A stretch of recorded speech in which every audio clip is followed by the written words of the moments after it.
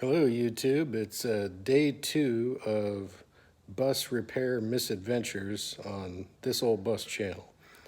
If you're watching this video without watching the one preceding it, you might want to find that video posted yesterday. We'll go ahead and get started, see what we get done here. So here's what that propane tank looks like after sitting with OSFO treating it overnight. There is still some surface rust there that did not convert.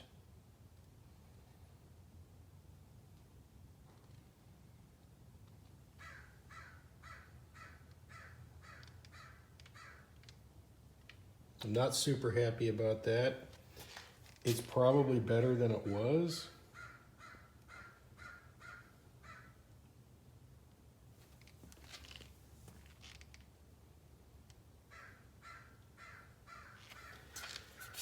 But yeah, I'm gonna go ahead and roll this over and prep the other side of it,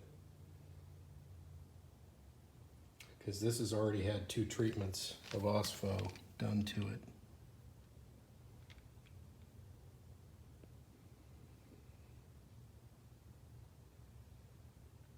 I don't think that's anything to be worried about structurally. It's very surface rust.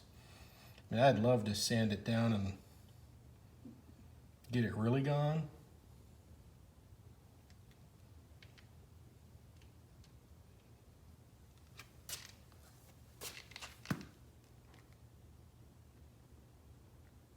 But also, that's probably more work than I want to get into right now on this. I had heard about not using this stuff on concrete or protecting your concrete.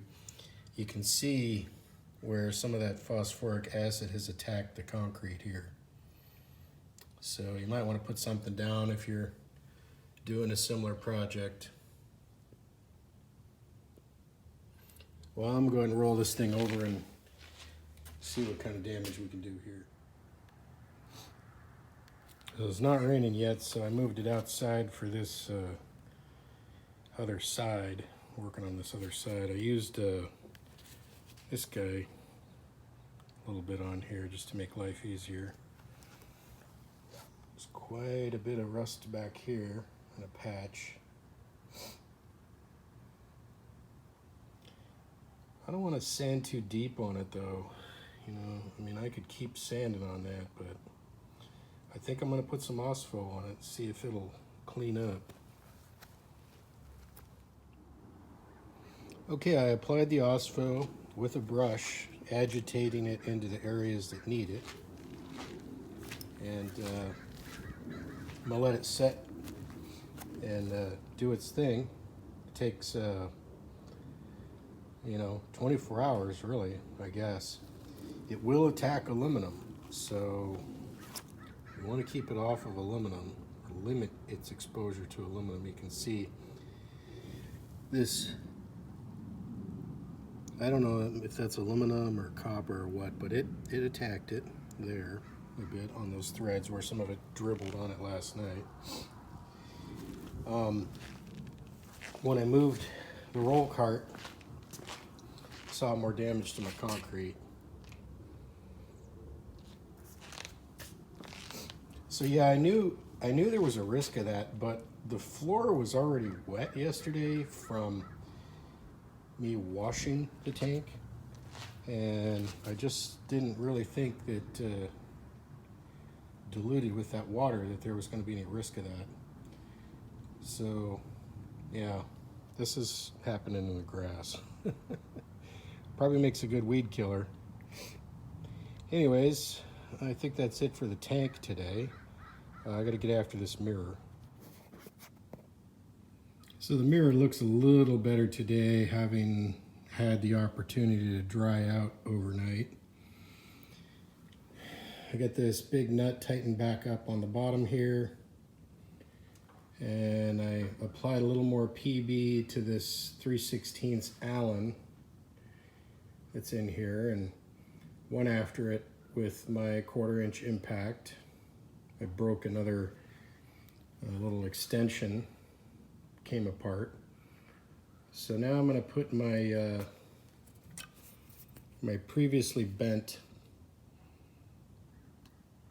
Allen wrench in here. See if I can break this loose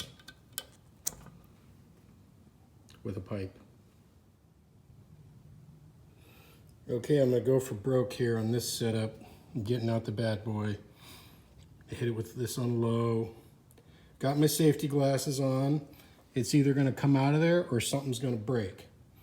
And worst case scenario, I can add whatever breaks to my collection of lifetime warranty Harbor Freight returns. And if that Allen gets boogered up, I'm going to be drilling it out anyway. So here we go. Check this out. That son of a bitch is in there. It's got PB on it too.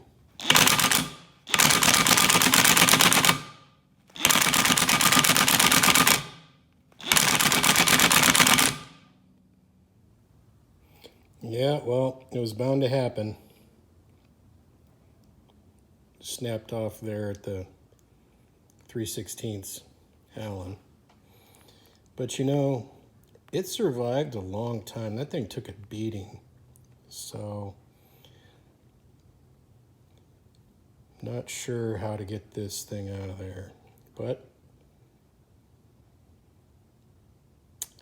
I guess I'll be getting a tool replacement, or I'll add this to the pile of broken tools.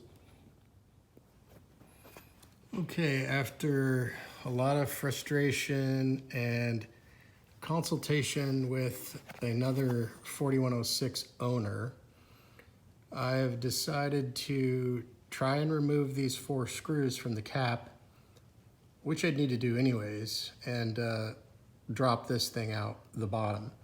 They're difficult to access. This wouldn't even move at all a little while ago. I had to beat on it with a rubber hammer to get it freed up. But yeah, I've got 2 of them out, 2 more to go, and this thing, all the guts and springs and everything that's in there is going to drop out. So wish me luck. Okay, I almost got it. I got 2 of the last screws. I'm backing out slowly. I know there's a spring in there and probably some other stuff that's going to drop out. So I won't be filming the last few moments of this. There's some crusty grease on top of this ball.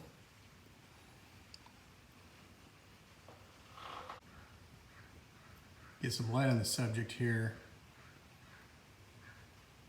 That stuff didn't fall out of there because it's kind of crustified up in there. So I'm gonna take a pick to that, get some of that rusty crap out of there, and see if I can get that cleaned up too.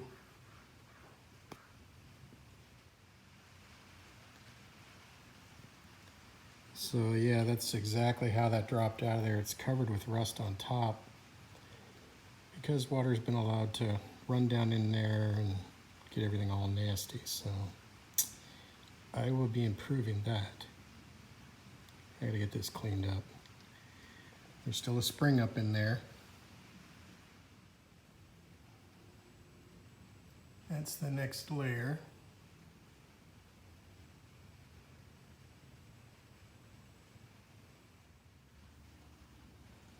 It's the crusty spring.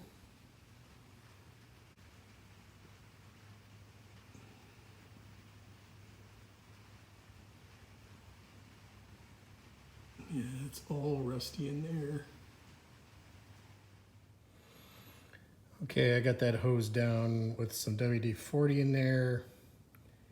Just gonna let that soak, that rust.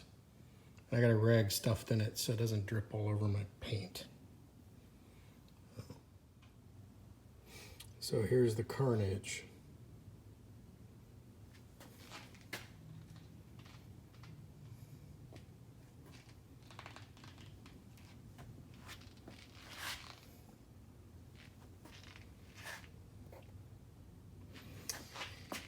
So this mirror has got this heat pad on it that I think I might be able to peel off and reuse. This needs to get cleaned up. All this silicone gone, all this loose paint scraped off and repainted inside. The previous owner had built up a bunch of silicone on this edge to make up the thickness, because the thickness, there's supposed to be cork in here behind this mirror, and when this sets in here,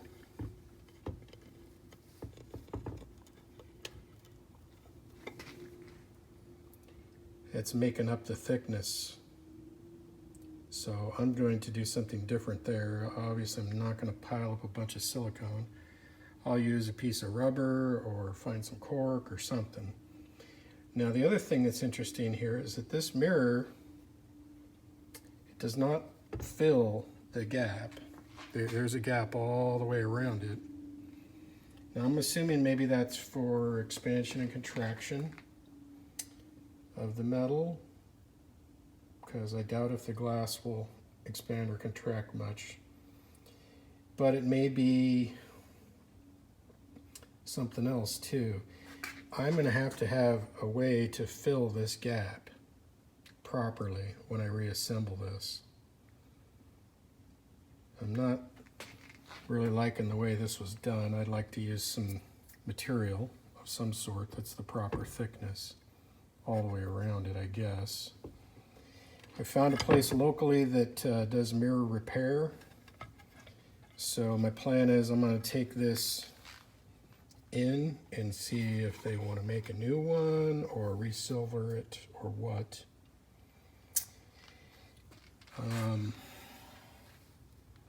This ball is captive on this shaft now, or this cap is captive, so obviously that needs to come off of there, preferably. The shaft, and it had this Allen in it. Try and get some light in here.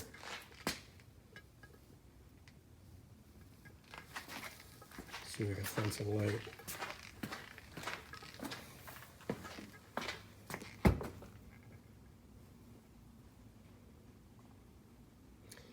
So that Allen is securing a shaft. Well, I stuck this thing in a vise and tried to get this out of here. It did not want to come. I'm wondering if it's intended to, because, you know, that looks to me, I scraped that around there. That line you see where it joins the mirror, the shaft going in the mirror. I scraped that to see if paint was, you know, holding that in there. I'd like to remove the shaft. Now, I soaked it in some WD-40. And here, it doesn't look, there's no access to the bottom of it here. You know, there's no hole or anything. So anything that water that gets in there or whatever is just going to accumulate in there. It's got no way out. So I'm just wondering if this is, you know, part of the manufacturing process, if this is not intended to come off. This Allen here is not covered in the manual at all. I obviously would like to remove this so I can take this other part off of here and clean it up, and it'll be better for the mirror shop to work with that way, not have it on there rattling around, getting scratched up and whatnot. So I'm still going to figure that out. If anybody knows anything about that, that'd be cool. Let me know. I do not believe this is a stock arrangement on a 4106. I think it's a common modification. This mirror looks the same as the one on the passenger side of the bus, externally anyways. So just some mysteries I got to solve there.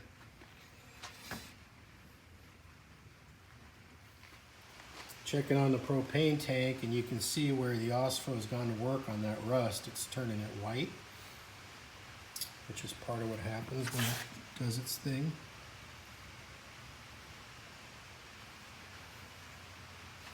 So that's looking better. It doesn't seem to be doing anything about this small pitting type rust that's on here.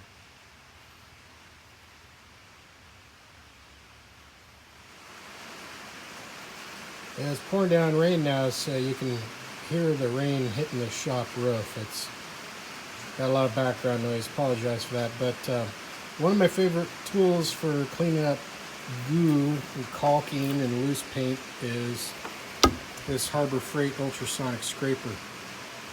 You can get one of these for about 25 bucks. Got a bunch of different blades for them. I take this blade and you can sharpen it on your grinder however you want for the job at hand. So that's what I'm going to use to clean this thing up. So I got this pretty well cleaned up. I think that stuff that's on there is zinc, which is used as a primer on aluminum quite a bit. Ready for paint.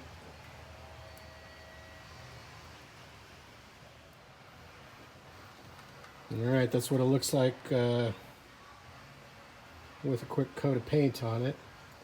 Now, I'm not after perfection here because this is going to live inside there behind a mirror. It's just to protect the aluminum a little bit.